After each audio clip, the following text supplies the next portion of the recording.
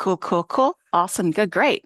Okay. So most of y'all probably know who I am by now, but if not, um, hi, I'm Allie. I'm 31. I'm a Gemini Sun, Sag Moon, Aries Rising, but more importantly, I'm the coordinator of cataloging and technical services for White Pine Library Cooperative.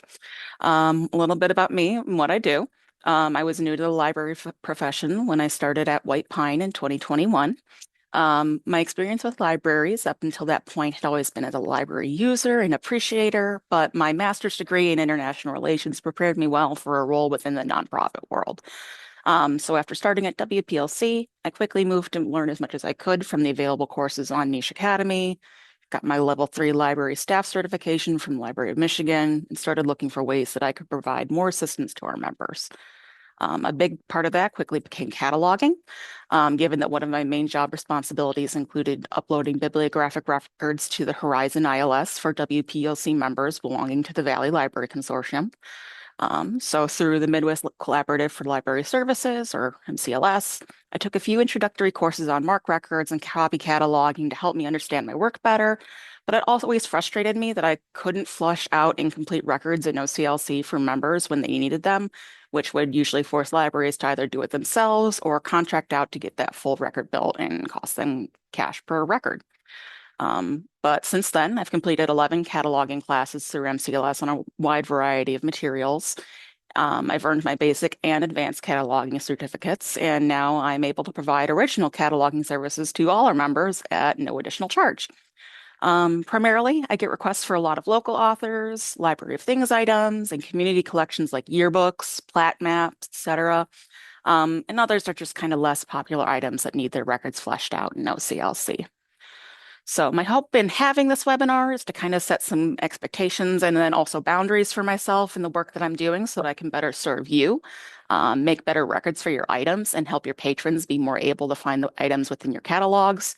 Over the past 18 or so months, really a little bit longer, I've been seeing increasing instances of materials that appear to be made whole or in part by AI. And these materials, most importantly, don't disclose that use anywhere on the item or in its online listings. This has been troublesome for me as I don't have an established workflow for how to manage these situations. So I've been kind of going on a case by case basis. The items that WPLC members acquire are obviously not my business to manage, but my question always comes back to whether members know about the potential use of AI in these materials. And if they know, do they want me bothering them about it? Additionally, there's some deeper questions that we can ask about how to actually catalog the item if I suspect AI use is a factor in its creation, as the existing guidelines that are out there right now don't apply to items who don't openly disclose its use. So let's get into it. So before we get into the weeds, I want to make sure we have an understanding of what I mean when I'm talking about AI in the context of library materials. AI and technology is really not a new thing. We've been using it successfully for decades for a multitude of daily things. Traditional AI is built to excel at specific tasks by analyzing data to make predictions. Nothing new is made in this process. Some really common examples of this are your spam filters in your email, predictive text on your phones, search engines, or even bots in video games when you're playing against the computer. But what we are encountering now is a step beyond this technology. So generative AI, also called Gen AI, or you may hear the phrase LLMs for large language models. They also analyze data to make predictions, but the difference is that it utilizes that training data to make new content based on the data. This is most commonly in the form of image, text, video, and audio generators. The most common ones that you've probably heard of are ChatGPT, Sora has been very topical recently, Gemini within Google, Grok. A lot of companies and groups are really excited to push this new technology with promises of making our jobs easier. But a cursory glance around our average daily experiences with these technologies tells us there's a lot more to consider than just the time-saving benefits being marketed to us. So, at this point, you may be asking, Allie, why does this matter for libraries? Why does it justify a whole webinar? Couldn't you just send something to the listserv asking us how we'd like you to handle these materials? And those are all very good and valid questions to which I'd like to bring a few issues to your consideration. At this time, there isn't a lot of guidance from library professional organizations to help guide us through these waters. During ALA's 2025 conference and exhibition in Philadelphia this past June, they did pass a resolution to create an intelligence cross-divisional working group. That group was charged with developing a unified, critically informed ALA position on AI and libraries that will eventually go to the council for consideration. However, if that current workgroup timeline is followed, the official artificial intelligence policy document will not be submitted to council for review and vote until March of 2026. For catalogers like myself, the Program for Cooperative Cataloging, or PCC, you may have heard, whose guidelines their guidelines create a common set of standards and conventions for bibliographic records. And they do have a set of guidelines at this time for how to cite books and create records for those that disclose AI use within them. And these guidelines actually do encourage the cataloger to include an entry in the bibliographic record to specifically state that an AI model was utilized in the work's creation. Unfortunately, those guidelines don't cover works who don't disclose AI's use, and this constitutes the vast majority of materials that I've encountered over the past couple of years. Additionally, there are copyright issues to consider when it comes to works generated by AI. So far, the U.S. Copyright Office has maintained that there is a requirement of human authorship for a material to be considered protected as copyright. Their current policy guidance states, quote, if a work's traditional elements of authorship are produced by a machine, the work lacks human authorship and the office will not register it. However, that hasn't stopped every AI-generated material that I've looked at in the past several years from claiming to be protected by copyright. Beyond this, it's also worth asking what data is used to train the AI models that are used to produce these materials. There are multiple ongoing class action lawsuits against generative AI companies, one in particular being the recent $1.5 billion settlement against Anthropic by authors and publishers. After Anthropic had downloaded some 465,000 books, pirated books online to train its Claude AI model. So real authors are having their work stolen and then utilized to create massive profits for generative AI companies. And there are now entire guides available on YouTube about how to make easy money publishing AI-generated books using those tools. There's also the question of bias in the data that is used to train these AI models. The output of any generative AI model is determined by the information that is used to train that model initially. So bias in leads to bias out. This has led to generated images replicating common gender and racial stereotypes while simultaneously allowing the person doing the prompting of those images to assume that they're being objective in the process. Text generators also kind of fall into their own similar sort of pitfalls. Additionally, these large language models like ChatGPT are overall indifferent to the accuracy of the statements that they put out. I mean, memes are prevalent now about the ridiculous answers that AI will give to a question. Like, for example, you can add glue to your pizza sauce if you want to keep the cheese from sliding off your pie. So it's especially important to consider how those sorts of materials could affect our nonfiction sections.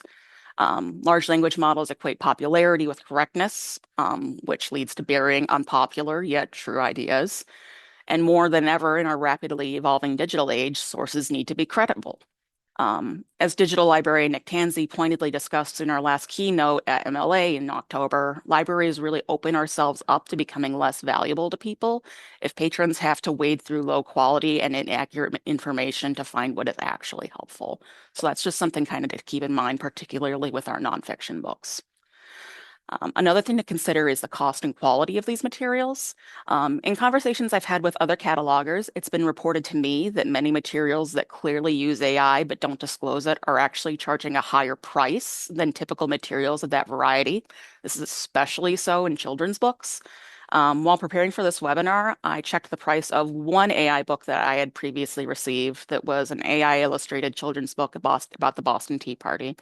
And I compared it against similar titles by established authors and illustrators, where this AI book on Amazon was charging $15.50, so $15.50 for a paperback and $25.50 for a hardcover. That similar book by established authors and illustrators was charging $7.43 for a paperback and $8.99 for hardcover. So that is a substantial markup. And these publishers putting out AI generated books are purposefully not disclosing AI use, knowing that doing so would devalue the already inflated prices that they're charging. So there is a financial incentive to keep an eye out for this stuff as well. And finally, my personal soapbox, I really like to ask people to consider the human connections we lose when we allow AI to take over roles that have been traditionally dominated by artists and creatives, regardless of skill levels. I came across this comic on Sunday evening by artist Sophie LaBelle, discussing her feelings on AI books. So in the comic, she depicts the experience of going to a local bookstore and reflecting on the way AI has crept into some of our most human experiences. Sophie writes, I went to my local bookstore today, and the first thing I saw upon entering was a display of children's books made by AI. Telling stories to children is so quintessential to the human experience. Why would anyone want to let robots do it for us? A few months ago, I bought a recipe book that turned out to have been made with AI. Hallucinated cakes that I unknowingly placed next to a binder containing my mom and grandma's handwritten recipes. I'm not against AI because it might steal my job as an artist. I'm against AI because it robs society from the very experiences that connect us. I feel very strongly, and this is more personal opinion, so take it with a grain of salt. But I really do strongly feel that there is a moral question that we should be asking ourselves within the library profession here. And that is, what is the true value of our collections? What is the value of an AI generated cookbook in comparison to one written by an author whose family has passed down those recipes for generations? What are the personal connections that we miss out on when we allow robots to approximate that experience of being human for the profit of anyone with access to ChatGPT and a keyboard? The space on our shelves is limited, and what sorts of stories do we want to prioritize that truly serve to represent, educate, and inspire our patrons? I think these are worthwhile questions to ask that aren't often brought up in webinars about AI. And to again bring it back to Nick Tanzi's keynote, we should really consider any presentation about AI that isn't talking about these downsides along with the potential benefits to really be disingenuous. So just some additional thoughts on top of everything else that I already shared. So while constructing this webinar, I was really curious about the experiences with AI materials that our members have had and what policies or procedures anyone currently had in place. I sent out a survey both to our member libraries as well as a separate survey to Mich Libel to kind of pull statewide libraries and ask about three central questions. In the past year, has your library acquired intentionally or unintentionally materials that are created in whole or in part by AI? When purchasing materials, does the use of AI in the materials creation make you more or less likely to add it to your collection? And do you have a procedure in place for addressing materials in your collection that utilize AI? So, I have those results. I received 8 responses on our member survey and 49 on the statewide survey. About a quarter of respondents on both of those surveys reported that yes, they had acquired an AI material at some point within the last year. Half of our responding members reported that they may have acquired in a book, one of those books, compared to about 30% statewide. Statewide, most people actually answered no, that they hadn't. But based on my personal experience with cataloging, I'm curious how confident they are in that answer. I think the true answer is a much higher maybe for libraries statewide, similar to our graph, but this is just an initial survey to get a starting point to work off of. So take just kind of like some cursory glances. Um, to this point, an article was actually published in Bridge, Michigan last month at the same time that I was putting out my surveys. New Fight for Michigan Libraries, Keeping AI-Generated Books Off Shelves, was published on October 20th, and it included comments from Flat River Community Library in Greenville, as well as East Lansing Public Library about this ongoing phenomenon. Librarians were interviewed about their experiences with these materials and red flags that they look for when acquiring new items for their shelves. Many of the same red flags they described, like lack of credible reviews, suspiciously high numbers of books published in a short period of time, or robotic language, are the same sorts of red flags I've encountered in my work. Lacking a more dedicated, serious study of this phenomenon, the stories I've heard face to face from librarians at MLA or through my cataloging listservs lead me to believe that the likelihood AI materials are getting into libraries is much higher than those no respondents statewide actually think. So, what I found more interesting out of the survey was the data about whether AI use in a materials creation would make it more or less likely for that person to add it to their collection. So, outside of the one respondent that I'm considering to be my statistical outlier in my room for error, who decided to say that they would be 10, like most likely to add an AI book to their collection, 53 out of 57 were less likely to add a material to their collection if they knew that AI was utilized in its making. 33 of those responses were a one, where they were strongly less likely to consider it. Four folks answered with a five, which I could interpret it as being neutral or open to at least considering it. Overall, though, the responses I received were not positive on the prospect of adding AI materials to their collections. So, real quick, we're going to play a game, and I'm going to guess if anyone can answer my final question themselves.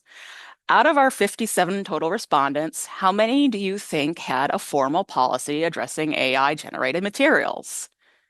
If you want to come off mute or put anything in chat, I'm curious if anybody can guess the number.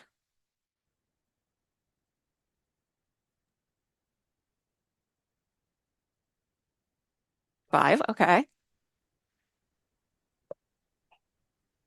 The answer is zero. If you guessed zero, you are today's big winner.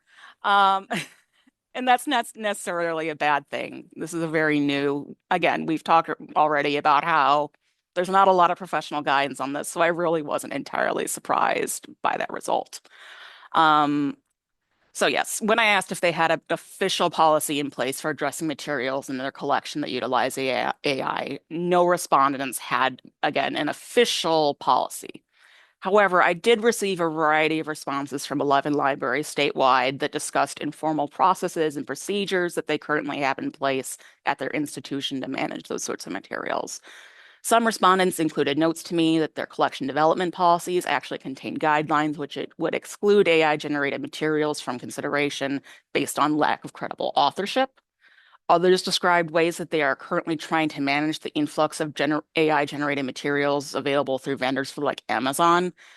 These sorts of methods typically included either creating a blanket response to patrons requesting those items to reject the request to add it to their collection on the basis that it's AI generated. There was also procedures where it was a collaboration between the acquisition staff and the actual material selectors to catch AI materials before they hit the shelves. And then there were also folks that were, again, just addressing this on a case-by-case basis. However, the point is that there's currently no consistent way that public libraries in the state are currently meeting this issue in an age where patrons are really seeking reliable information from trusted resources more than ever. So anyway, so where do we go from there? And what does this have to do with cataloging again? A large part of why I'm holding this webinar is to talk about the way AI has impacted my cataloging over the past several years, both on the copy cataloging and the original cataloging side. So to do that, I kind of have to give you a quick overview of what my cataloging process looks like. The copy cataloging applies much more to the WPLC members who belong to VLC as well, but kind of got to get through that first, and then the original cataloging process applies to everybody. So for my copy cataloging, when a VLC library acquires any item without an existing record in their ILS, they send me a list with the core bibliographic information of each item needing a record, alongside a suggested OCLC number from WorldCat. I then go through and search WorldShare Record Manager for that item. If an existing record matches the bib info that is provided to me, I download the record and then I upload it to Horizon. And last fiscal year, I received about 4,275 of these record requests. So that's typically about what I get on a yearly basis. On screen is a good example of a good full record. You'll see here, this is my good old boy, Arthur Brown. We love him dearly. You can note here that the title, author, production, and publication statements are all filled out in the 100, 245, 264 lines. The dimensions and pagination are stated, and there's a good robust list of subject headings. There's actually even more attached to this record, but I think you get the gist. This portion of my workflow thus far hasn't been impacted by AI so much, but I start running into issues when a record isn't available or complete. So, in contrast to the last record, sometimes entries in WorldCat look like this. And it's at this point that I've again started to encounter issues. So, while this item technically has a record loaded into OCLC, you can easily see the difference in the quality and robustness of the information. Records like these are usually batch uploads from vendors. And for popular items, these records usually end up getting updated to a fuller version around the time that the street date hits for the book. However, I've been seeing a far larger number of records like this in OCLC of late that are never updated and then they require original cataloging. And I'm increasingly finding that these incomplete records that are never updated, like months and months after an item is published, those are typically records that end up being associated with AI generated materials, just from my experience. So, for items like that either don't have a record or only have a partial record, I then start the original cataloging process and request additional scans and information. And again, this is the same process for both VLC and non-VLC libraries. I have a fuller copy of this procedure available on the WPLC website for anybody who needs original cataloging services, but for the purposes of the presentation, I shortened them down a bit to fit on a slide. So. During the original cataloging process, I require scans of the item in hand from that you have in your hands for me to collect the core bib information from that copy of your item, and then also to help me build subject headings. This is really important as like the general tenet with cataloging is that I should be cataloging from the item that I'm physically holding. But since it would be a little difficult to get 48 folks, like 48 separate libraries to send me all their stuff, this is why the scans are particularly important. Let's see here. Where did I lose myself? Apologies. Um, ah, anyway, so I require scans of the item, and it's usually at that stage that I'll start recognizing red flags that indicate to me that there's some level of AI that was utilized in creating a work. Because of this in-depth look that catalogers have to take when looking at an item to build a record, we can often become the first person to really give it an in-depth physical review. This means we may be also the first person to notice any sort of like indicators of that undisclosed AI usage. And it may not have appeared earlier in the acquisition process. So for me, this tends to show up in the form of like weird illustrations, repetitive syntax, or strange formatting of headings or like the actual content of the book. Um, However, it is important to note that for independent authors and small publishers, that could really simply be a result of deviation from big industry standards, rather than being a hard confirmation that the item has utilized AI. So it's doubly important if I suspect that an item may utilize AI that I take a deeper look at not just the material that you have in hand, but other aspects like the author's social media presence, existing works from that author, or even the publisher itself. This is all the more important for me personally, again, since I rarely have the actual book in hand like a regular cataloger usually would.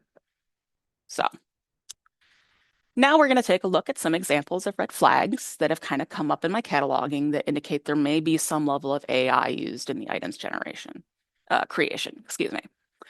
Again, it's important to note that when I'm looking at the item, the goal is just to gather information and make a best educated guess.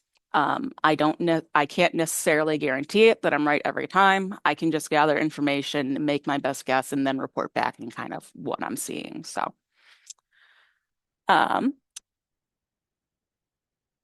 this is an example of an item that I received a couple months ago. That's actually a really good example of the kind of weird inconsistencies in design, illustrations that you can kind of see in some of these AI generated covers and illustrations specifically.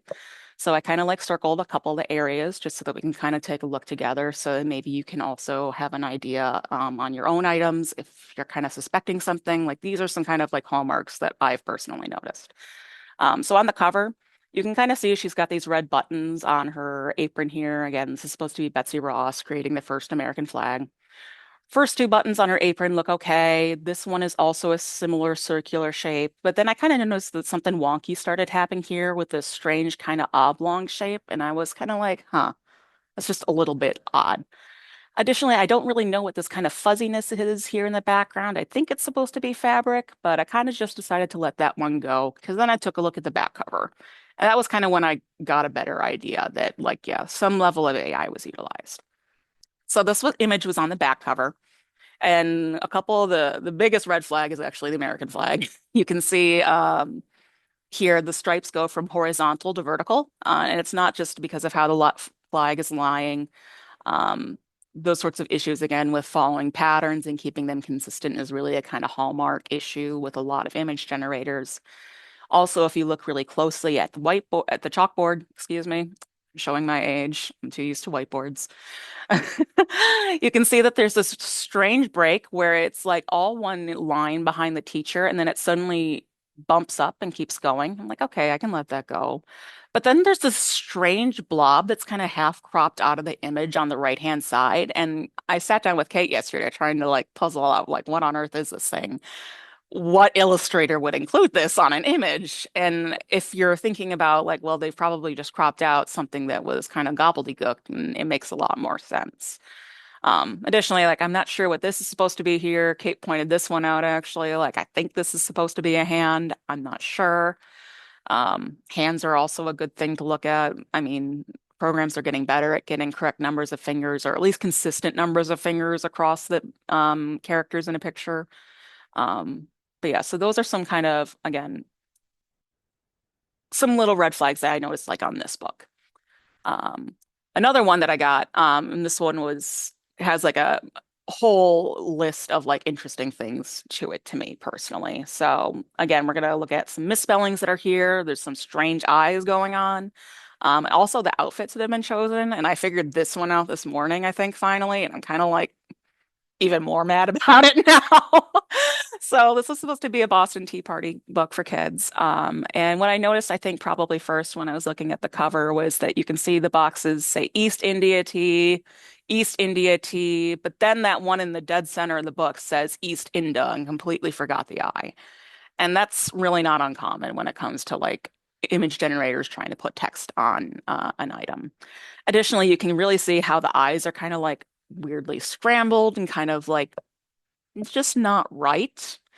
But I also was very curious about like the dress of the people on the boats that are supposed to be in 1770s like Boston, right? And I was trying to think like why would they be dressed like that? And then I did some Googling this morning and forgot about the fact that some of the folks that participated in the Boston Tea Party dressed up as people of the Mohawk tribe. So what probably happened is that they typed into an image generator Indians throwing tea into harbor and gave us vaguely like people from the country of India with the classic turbans, again, really leaning into that racial bias that I mentioned earlier. Um, and that just I was just like I finally get it now. That kind of makes a little bit more sense. And it just kind of made me sad. It's like really. So again, these are just some kind of weird things I noticed on this one. Another thing that you can really look out for, we're going to look at next, is the number of works that have been published by a listed author in recent months. So I received a request to catalog a book by this author, Angela Kaufman, a couple months ago. I forget which one it was exactly, but it doesn't really matter. We're gonna get into it. For me, like one of my red flags is that the image is kind of like this very Pixar-esque characters with vaguely yellow overtones that I've kind of just gotten really used to seeing from AI generated images. So it kind of gave me like an inkling that like maybe, but that's not really enough to be like, okay, what's going on? But I also couldn't find anything from the author in WorldShare either from for like previously listed books.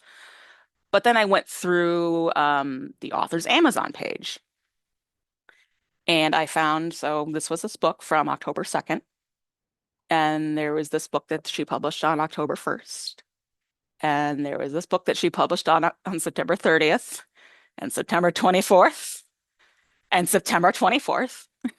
And this is really kind of common and something that you'll see a lot is if you look up the author on Amazon, you'll see multiple books published within a very short period of time. There was one I had gotten late last year where the listed author, I couldn't find anything about the author online. Despite that, he had published within the first 3 months of the year 15 separate books on Amazon about like sports figures. And I could find like no digital footprint about it at all. So really take a look at the author's previously published works and see if you're seeing that kind of rapid fire schedule. I can understand for things that are like maybe there's like a set that comes out that's a little bit different, but when they're all varied works like this that are like completely different from each other, and they're being published again within the span of days of each other, it's very indicative of me that something is probably going on. So, um, and again, this happened with another author as well recently, and I just compiled a few of again their recent releases on this slide for you. The original book I had been looking at was this Eliza Hamilton one that was published supposedly on May 17th. And then I took a look at the author was listed as El Spiritus, and I looked at their other books, and the other screenshots that you see here from these other, what, 7 books are all ones that were published in within the span of a couple weeks in July. And this isn't even all of them that are listed on their Amazon page. But again, this is just kind of like a sampling to show you how frequently AI booksellers will release something new. Because again, when you're thinking with that mentality, again, about like these guides that are out there now to help people make $1,000 a month making AI generated books, the goal is to make as many as possible and then get people to buy them. So. Also worth noting on this slide, and that I mentioned earlier, just to bring some more attention to it, many of the book topics here are popular figures with a lot of information that is available online about them. So if you think about it, a lot of these Gen AI models are trained on information from the internet. So a lot of these topics are fairly easy to ask Chat GPT and similar programs about and get them to spit out some information about athletes, TV personalities, historical figures. So that's just kind of an additional thing to consider is that a lot of them are very popular figures with a lot of information available that has likely been fed into a model already. So, completely different. And this one was like a weird one for me. Building off that last slide from the El Spiritus books, I really wanted to show you what actually kind of started me down that rabbit hole. And that was this book again about Eliza Hamilton. In the PDF of the scans, I'd received this page 4 here and thought that the wording sounded strange. So a lot of times mind you, I didn't have the full disclaimer, but I'm like, I wonder how this actually reads. And even though I didn't have the full book in front of me, a lot of times the Amazon page for products like this have this sort of read sample button. And I will go to the Amazon page and see if I can get like a few more pages to look at. So you could do this too when you're doing purchasing and see if you can kind of flip through before you actually have the item in hand. So reading through the last little bit of this disclaimer here that I think is just very interesting. So it talks about like any mistakes or omissions cannot be attributed to the publisher or author. Authors shall not be subject to any legal liability, yada yada. Images and trademarks are used without authorization. Trademark owners do not approve of, support, or link use of the brand. Every trademark and image used in this book, which is like weird capitalization suddenly in the middle of the sentence. So every trademark and image used in this book is just used for clarification and is not intended to violate the rights of trademark owners. This book is simply a thorough biography from a highly trustworthy, close source. It is not endorsed or associated with Eliza Hamilton, the entertainment industry, political parties, or anybody associated with anyone. Um, and given that El Spiritus's other books are also frequently about current public figures, I could see where them including this sort of blanket disclaimer in other books maybe works for it. But given that Eliza Hamilton died in 1854, I don't think there's a highly trustworthy close source to her that is dishing the deets in 2025. So you can kind of look out for weird non-standard disclaimers like this in the fronts of books as well as compared to just the standard copyright and like use ones that are very common in regularly published books. And then let's see here. Cool, we're at 10:36. Then one last thing I kind of wanted to look at that is a kind of a good rabbit hole to kind of dive down if you're curious about an item is issues with being able to find any sort of trace of the author. So coming back to that unfinished record I saw earlier, this one was actually a really good exercise in looking up that digital footprint for the author. Outwardly on this book in the scans, there wasn't really much wrong at first. I just thought it was weird that the title, like on the cover page, repeated itself, like Little Cloud Magic and the Magic of Rain, and then right underneath it, Little Cloud and the Magic of Rain. And then every time on the book that the author's name was used, Jonathan Adams, it included the phrase the award-winning author each and every time without actually saying what that award actually was. So I'm thinking, okay, well, if he's award winning, I should be able to look up what it's about. Like, what award did he win? Supposedly, Jonathan Adams is the name of an Emmy-nominated screenwriter, according to his Amazon. So again, I went looking for info about him to see what else he's worked on. And my Google search really didn't bring up a whole lot. Granted, this is only the first page, but I tried this in a variety of different formats and searches and phrases, trying to force terms to see if I could find anything. But really, the only mention I could find of an Emmy-nominated Jonathan Adams was on his own website. And this really wouldn't be the first time when I've looked at books that somebody made up an author, especially with a generic name that makes it harder to search in Google, and then generated like a headshot in an image generator or just took a stock photo from somewhere else. I think in this case, it may have been an online glasses store. And then took all of that and made a website to give a not real author more of credibility than they would have previously had to unsuspecting shoppers. So that in mind, I dug a little deeper and took a look at his actual website. So his website actually looks different now than when I looked at it a couple months ago. At the time, the website listed the books, the same books that are on sale on the Amazon as on the Amazon store, but a lot of weird stuff was going on.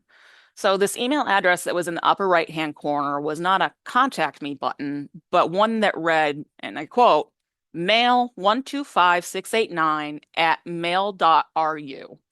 And I wondered what that .ru is short for. Also, why would the author not make their email address something easier to remember? Then down at the bottom of the page too, this copyright date was actually in Cyrillic script. And when I popped it into Google Translate, it detected it as Russian. And I'm like, hey, semester Russian paid off. Coolio. But I was like, that's just weird. So I was like, this is just strange. And then in addition to that, the website again listed those same books that were on sale as the Amazon store, but where now they have like a synopsis of them, all of this text was just the standard place lorem ipsum text that if you've been to like a new website that isn't up and running yet, it's like placeholder text to kind of just give a feel for how the finished page will look ahead of time. That is then supposed to be replaced with the final version before you go live, essentially. Um, so again, this has since been updated, but that's just what it looked like when this item was already on sale. And for an award-winning Emmy-nominated author, I just thought that was very strange. But yeah, so now that you kind of know what my process looks like with cataloging, I would really like to encourage members to kind of help me form better guidelines for me when items like this that seem like they may have some amount of AI usage cross my desk. In doing so, this will also mean that you kind of need to think about your own collections and whether these sorts of materials have a place on your shelves. There are big questions. I'm not going to deny that. And they're ones that I'm assuming we'll need to adjust our answer to as time goes on. But I'm hoping that by talking about it now, that we can create a better experience for our patrons. So some takeaway questions, like what place do AI generated materials have in our collection? Do my collection development policies adequately prepare us to address them? If I request original cataloging and during the process, Allison comes across signs of AI, what would I like her to do? Do I want her to let me know? Do I want her to still catalog the record but include notes that it may have AI influence? So just kind of think about that. And then as a good bonus one that I really took away from, again, that MLA keynote, how can we be good stewards to our patrons and help them navigate this information landscape when so many are in need of digital literacy skills, particularly in regards to AI? So yeah, that is my presentation. These are my sources, and you've all been wonderful. And I'm happy to open it up for questions. And thank you all very much for listening to my spiel. I really appreciate you taking the time to show up.